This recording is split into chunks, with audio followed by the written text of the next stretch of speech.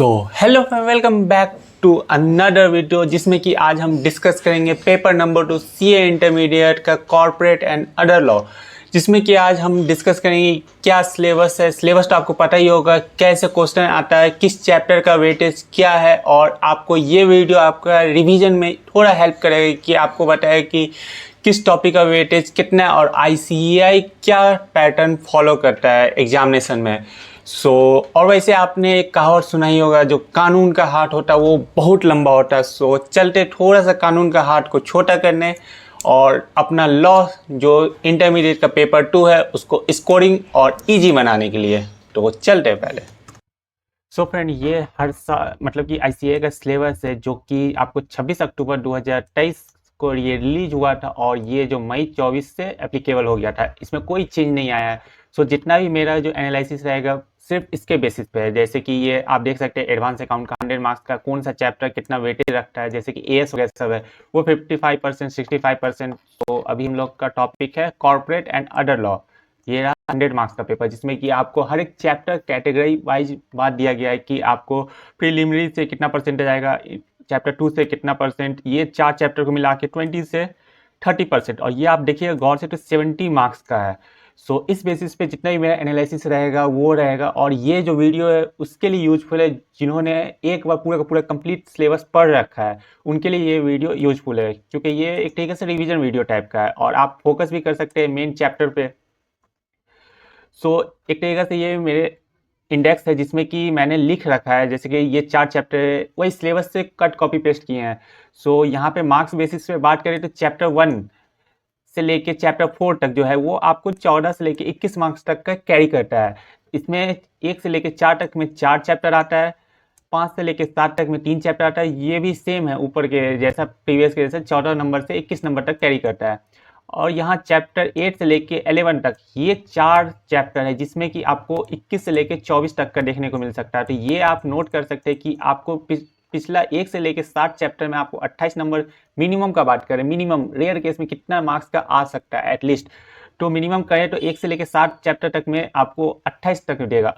और अगर देखा जाए आईसीएआई ने चैप्टर 8 से लेके चैप्टर 11 तक, जो कि 4 चैप्टर होता है, आपको chapter 8, chapter 9, chapter 10, chapter 11, 4 chapter में आपको 21 तो मिनिमम है और 24 तक इसका वेटेज जा सकता है। तो आपको एग्जामिनेशन में चैप्टर 8 से लेके 11 तक 100% करके ही जाना। ऊपर से अभी जो नया चैप्टर है जो कि कंपनी इनकॉर्पोरेटेड आउटसाइड इंडिया वाला टॉपिक है, वो तो करना ही करना है। अगर यहाँ पे अदर लॉ का बात करें तो यहाँ पे चैप्टर 13 है जो कि 10 से लेके 12 मार्क्स तक का आता है। चैप्टर 14 है 7 से 9 मार्क्स का आता है। ये आप देख लीजिएगा, हम पूरा का पूरा पीडीएफ आपको शेयर करेंगे। अब रही बात क्वेश्चन कैसे आता है, ये आप देखेंगे गौर से, तो पहला जो क्वेश्चन नंबर 1 होता है वो कंपलसरी रहता है, जिसमें कि आपको 3 क्वेश्चन पूछा जाता है। क्वेश्चन नंबर 1 का ए बी सी, और ये सेट पैटर्न है, मई 24 से कभी चेंज हुआ ही नहीं है। और पहले भी अगर देखा जाए तो ऐसे ही जो पैटर्न है यही पैटर्न फॉलो किया जा रहा है। क्वेश्चन एग्जामिनेशन का जो क्वेश्चन पेपर होता है उसका सेट पैटर्न है। अगर देखा जाए तो कंपलसरी क्वेश्चन में जो रहता है, पहला क्वेश्चन रहेगा कंपनी एक्ट से रहेगा, और second question 2 question company act से जिसका वेटेज रहेगा 10 मार्क्स। ये तो कंपलसरी है। और इसमें एक आता है नया टॉपिक जो अभी मई 24 से रिलीज हुआ है, जो कि फेमा है अदर लॉ का, उसका 4 मार्क्स का क्वेश्चन आपको देखने को मिल सकता है। अगर आप क्वेश्चन नंबर 1 अटेम्प्ट करते हैं तो इसका similar question, same to same ditto question आपको चैप्टर 6 भी देखने को मिलेगा, जिसमें कि आपको चैप्टर 6 में एक बेनिफिट रहेगा, जो कि 6A का जो होता है वो ए और बी में ऑप्शन दिया जाता है कि आप आइदर ए कर सकते हैं या फिर बी कर सकते हैं। और 6 का बी रहता है वो भी आपको कंपनी एक्ट से ही देखने को मिलेगा, जो कि आपको तकरीबन टोटल मार्क्स गिने तो 10 नंबर का रहता है, और फेमा तो 4 नंबर का। अगर स्ट्रैटेजी बनाए एग्जामिनेशन क्वेश्चन पेपर का, तो आप पहले क्वेश्चन 1 करिएगा तो आपके माइंड में रहेगा कि क्वेश्चन 6 सिमिलर रहेगा। क्वेश्चन 1 में जो जिस टॉपिक से रहेगा, मतलब टॉपिक तो नहीं कह सकते, लेकिन क्वेश्चन जिस एक्ट से रहेगा वही क्वेश्चन नंबर 6 पे भी आपको देखने को मिल सकता है। तो आपका 28 मार्क्स का तो ऐसे हो गया।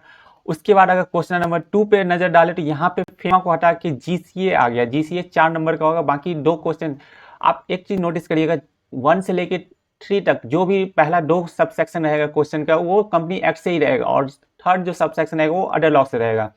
यहाँ पे क्वेश्चन नंबर 2 अगर देखा जाए तो कॉर्पोरेट कंपनी एक्ट से रहेगा 2000, दोनों क्वेश्चन जो कि 10 नंबर कैरी करेगा, और जीसीए का रहेगा वो 4 मार्क्स कैरी करेगा। देन उसके बाद आपको क्वेश्चन नंबर 3 को देखने को मिलेगा, जो कि 2 क्वेश्चन रहेगा, जिसमें कि 10 नंबर का क्वेश्चन नंबर 3 रहेगा। बाकी एलएलपी, अगर आप एलएलपी करके जाते हैं तो आपको क्वेश्चन नंबर 4 और 5 में कोई प्रॉब्लम नहीं होगी। एलएलपी 100% 10 मार्क्स का तो रहेगा ही रहेगा। ये हम नहीं कह रहे, आईसीएआई जो सिलेबस रिलीज किया उसका जो सब्जेक्ट वाइज वेटेज है वो कह रहा है कि हाँ 100% रहना ही रहना है एलएलपी को। 10 नंबर का तो डिस्क्रिप्टिव में रहेगा ही, अगर चांस हुआ तो एमसीक्यू में 4 नंबर का देखने को मिल सकता है। सो एलएलपी के साथ आपको इंटरप्रिटेशन ऑफ स्टेटस स्टैट्यूज और जीसीए देखने को मिलेगा क्वेश्चन 4 और 5 में, और पहला जो क्वेश्चन वो तो फिक्स ही रहता है कंपनीज एक्ट से। देन उसके बाद क्वेश्चन 6 का तो बता ही दिए हैं। अगर आप कंक्लूजन निकाले तो आपको सबसे पहले अगर रिवीजन करना है तो पहले तो एलएलपी को पक्का करना है कि 100% इससे कोई मार्क्स नहीं जाना चाहिए। उसके बाद फेमा को करना है, 8 नंबर का श्योर शॉट आना ही आना है। उसके बाद जीसीए करना है, जीसीए एक बार रीड करिएगा तो हो जाएगा। उसके बाद आपको चैप्टर नंबर 8 से लेके 11 तक का जो बैच था 4 चैप्टर का उसको देखना है, क्योंकि वो आपका मिनिमम 21 नंबर का कैरी करता है। तो आप चैप्टर नंबर 8 से लेके चैप्टर नंबर 11 तक पूरा एकदम अच्छा से रिवाइज करना है, प्रायोरिटी पे ये सब चैप्टर रखना है। देन उसके बाद एमसीक्यू आपका 30 नंबर का, अगर आप पूरा सिलेबस पढ़े हैं तो श्योर शॉट आप 20 नंबर का एमसीक्यू अटेम्प्ट 100% कर लोगे, क्योंकि उतना भी हार्ड नहीं रहता, उतना घुमाया नहीं जाता है एमसीक्यू में, सिंपल सिंपल रहता है। उतना भी आप लास्ट ईयर प्रीवियस ईयर का क्वेश्चन भी देखिएगा तो सिंपल उतना हार्ड नहीं रहता है। देन आपको ये सब कर लीजिएगा तो आपका श्योर शॉट 60+ तो कहीं जाने से नहीं रहा। तो फ्रेंड अब चलते हैं, पहले देखते हैं। वैसे मैं आरटीआई किया हुआ कॉपी आ गया, उतना भी अच्छा मार्क्स नहीं आया, तभी भी दिखाते हैं कि आखिर आईसीआई कैसे मार्क्स देता है और कट करता है। सो ये मेरा मई 25 का कॉपी है। इसमें हमको 70 से 21 आया, उतना भी अच्छा नहीं आया है, एमसीक्यू में ज़्यादा स्कोर हुआ था। ये 1 का 20 स्टार्टेड है। इसमें आप देख सकते हैं जैसे कि मेरा जो केस है ये पूरा ऊपर का प्रोविजन आपको पूरा सही है, जो भी हम प्रोविजन लिखे हैं। ये इन केस का जो हम कंक्लूजन लिख रहे थे यहाँ गलती हुआ है, और यहाँ पे देखिए SR DR कुछ हमको डाउट तभी लगा था कि हाँ ये नहीं होगा इससे नहीं होगा, तो वहाँ पे मार्क्स कट किया है। बाकी अगर हम कंक्लूजन का बात करें तो कंक्लूजन में 1 नंबर दे के छोड़ दिया गया है मेरा। देन सेकंड कंक्लूजन देखा जाए तो सेकंड कंक्लूजन पूरी रॉन्ग था, तो इसलिए वहाँ पे मार्क्स कुछ नहीं मिला, अलॉट हुआ। देन 1 का C देखा जाए जिसमें कि आपको कौन सा था, फेमा से रिलेटेड था, तो इसमें भी आप पूरा लिखे थे लेकिन उतना सुटेबल एज पर आईसीआई नॉर्म्स नहीं था आंसर, इसलिए 4 में से 2 नंबर दे के छोड़ दिया गया। देन 1 का यहाँ पे मेंशन किया गया कि इनकम्प्लीट प्रोविजन, मतलब कि प्रोविजन में मेरा थोड़ा गलत हो गया, इसलिए यहाँ पे प्रोविजन ही गलत, तो उसके बाद केस लॉ क्या ही देखना। अगर आप प्रोविजन गलत लिख लेते हैं तो उसके बाद आप कंक्लूजन सही भी देंगे तभी आपका चेक नहीं होगा, जो कि बेस्ट एग्जाम्पल है मेरा कॉपी। सो यहाँ पे ये दोनों भी गलत हो गया। देन उसके बाद आता है 2 का ए में आपको कंपनी एक्ट इन्वेस्टर से रिलेटेड था, तो 1.5 मार्क्स मिला। देन उसके बाद सेकेंड वाला गलत हो गया। देन उसके बाद स्टेप 2 में आपको जो भी 2 का ए था वो 2.5 मार्क्स टोटल अलॉट हो गया, क्योंकि मेरा कहाँ पे और मार्क्स मिला, हाँ सेकंड सब सेक्शन में यहाँ पे आपको मेरा सही था कुछ आंसर और कुछ गलत था, तो यहाँ पे मेरा कितना हाफ नंबर काट लिया गया। बाकी हमको 5 में से 5 था, का जो ए था वो 5 नंबर में से 2.5 नंबर, मतलब हाफ नंबर मिला है पूरी। उसके 2 का बी था वो पूरी गलत था, मतलब कि प्रोविजन ही गलत था, तो उससे मार्क्स कटा। देन उसका कंक्लूजन सही हो गया था, तो 1 नंबर मिल गया कंक्लूजन का, 5 में से 1 मार्क्स मिला। देन 2 का सी, यहाँ पे स्टेप मार्किंग मिला हमको, और 2 का सी में 2 नंबर मिला है। मेरा प्रोविजन भी सही था, उसके बाद फिर आपको कंक्लूजन भी सही था, सो 4 मार्क्स में से 2 नंबर मिल गया है, क्योंकि थोड़ा प्रोविजन कम लिखे थे, थोड़ा और लिखना चाहिए था, जीसीए के हिसाब से किए थे इसलिए। देन उसके बाद 4 का ए हुआ, 4 का ए पूरा प्रोविजन सही लिखे, ऑडिट फेल हो गए सब।